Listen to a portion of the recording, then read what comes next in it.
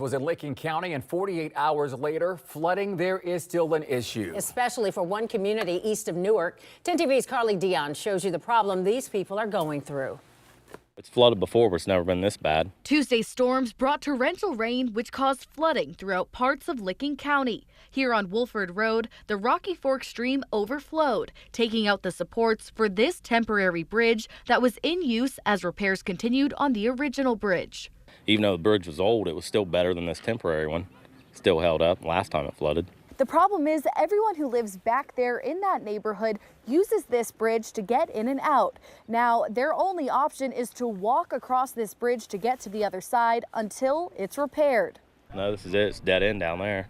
Unless you hike through the woods and come out in the subdivision down there behind the school.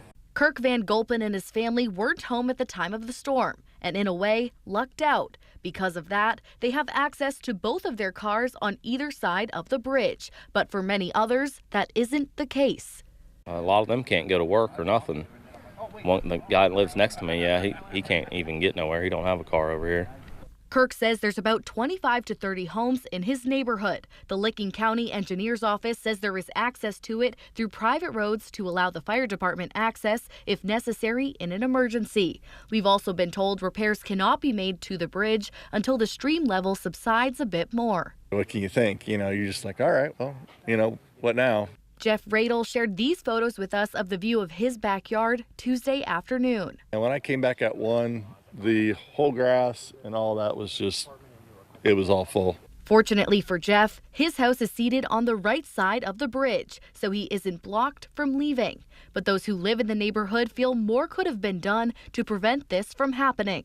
People were just kind of thinking that because the bridge was built so low that it kind of dammed up the water. Now he's hopeful this incident can be used as an example to make some changes. Was kind of hoping that maybe, after this that they'll maybe do something about the bridge and make it a little bit higher. But in the meantime, we're being patient. We're just trying to help out, any neighbors if they need help and, be supportive like, people should be. In Newark, Carly Dion, 10 TV News. County engineers crews planning to start repairing that temporary bridge tomorrow.